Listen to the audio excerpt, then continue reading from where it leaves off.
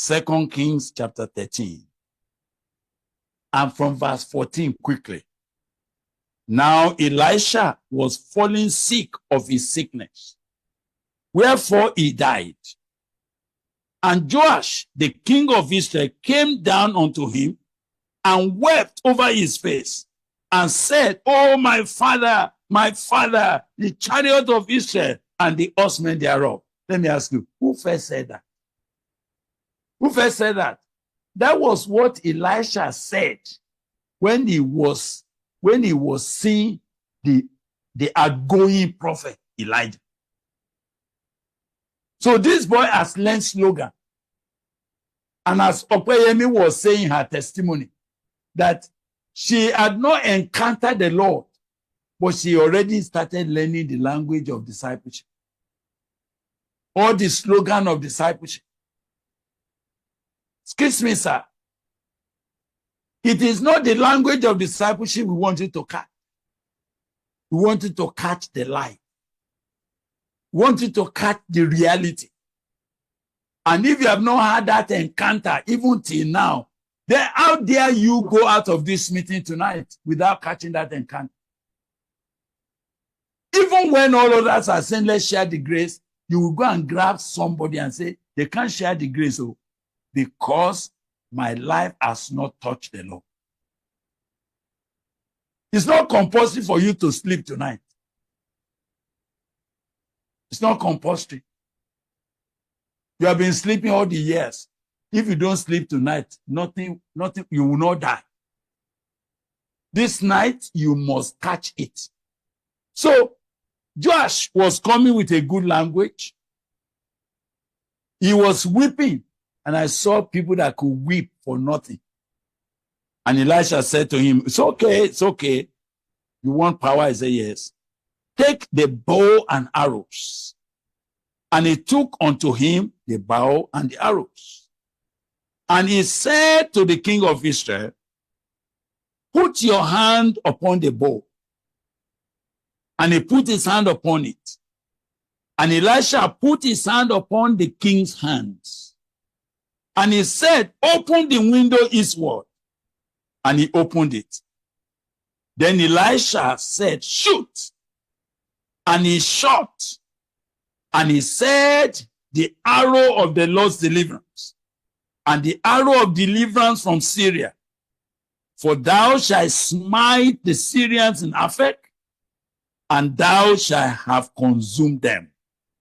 You will smite the Syrians in Aphek till thou have consumed them. Look at that. He now said, take the arrows. And he took them. And he said unto the king of Israel, smite upon the ground. And he smote thrice and stayed and stopped. And the man of God was wroth with him. And he said, thou shouldest have smitten 5 or 6 times. Then as thou smitten Syria till thou hast consumed it. Whereas now thou shalt smite Syria but thrice. Unfortunately, you now have another man who was supposed to take the double portion of the anointing of the Spirit on Elisha.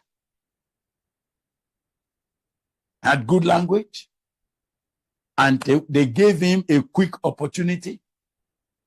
Put your hand on the bow. And Elisha put his hand, he said, oh yeah, shoot. Open the window. He opened the window. Oh yeah, shoot. He now said, this is the arrow of the Lord's deliverance.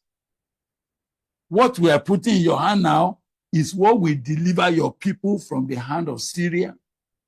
Is what will deliver your people from all their troubles. The arrow is here in your hand now. Now shoot. And the man of God told him, he said, you will shoot, you will deal with the Syrians from Aphek until you have consumed it. Oh yeah, now shoot. And he now shot once, twice, 3 times. He was already satisfied. I will not have felt something was terrible when I now saw the way the Bible said that Elisha was annoyed with him. Elisha was wroth with him. He said, what? You should have shot 5, 6 times and you will have finished Syria forever. But now you will strike Syria 3 times and that will be the end. Syria will take over from your fathers. Syria will take over from your people. And they will be in bondage. No, there will be no arrow again of their deliverance. You will waste your generation.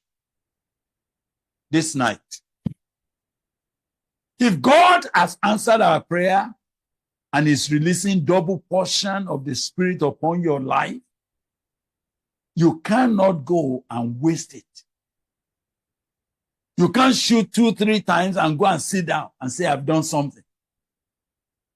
What I'm sending you out from this meeting to do is not a one-time activity, and then you do that, then you sit down and say, well, I've done something. Even though you have gone for one mission outreach, thank God for one mission outreach that you have gone, but has that finished all the Syrian in the land? Has that concluded all the opportunities? You have gone to one school and you have seen what God can do with one school. And yet in that community, there are about 100 schools. And you are sitting down with only one.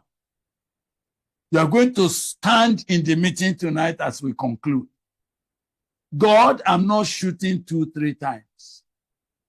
I'm not going to waste this arrow you are putting in my hand.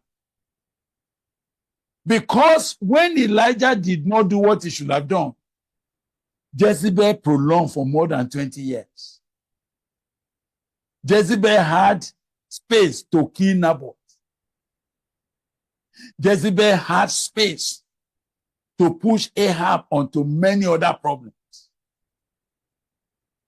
Jezebel had space to confuse all the prophets of the Lord by feeding them, simply because Elijah could have said, who is on the Lord's side there? Throw that woman down here.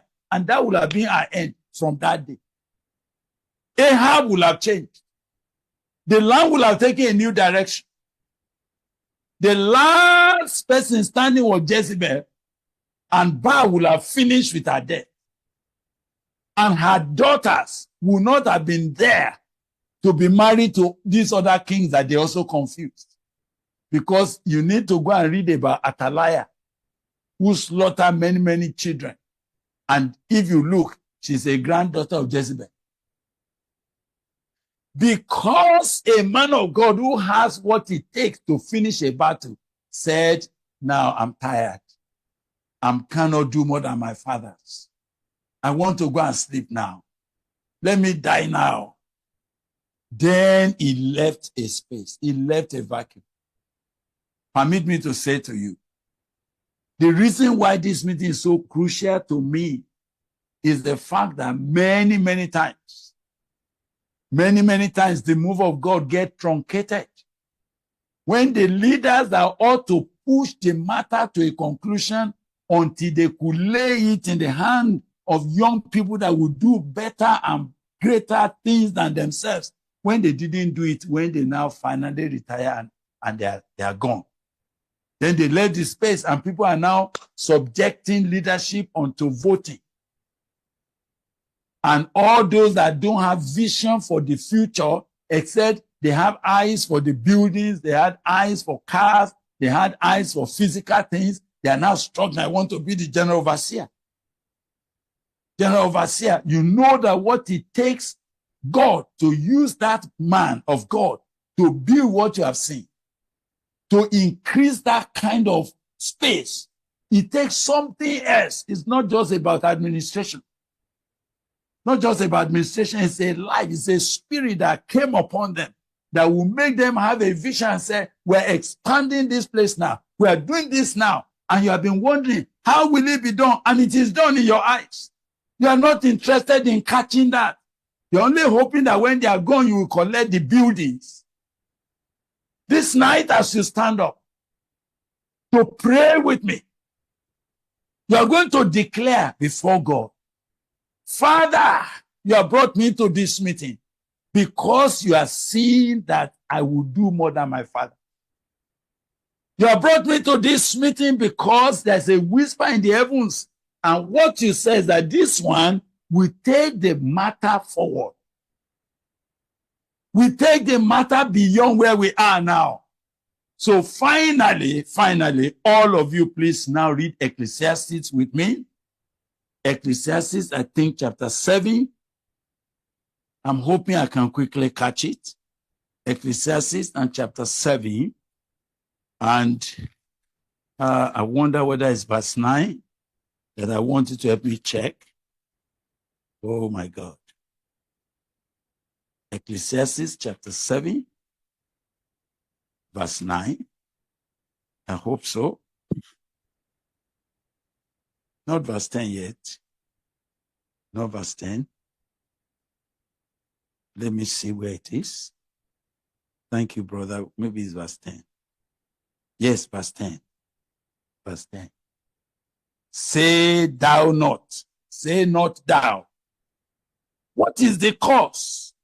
That the former days were better than these. For thou dost not inquire wisely concerning this. Bro, can you help me check any other version? Amplified Bible says, do not say, why were the old days better than this?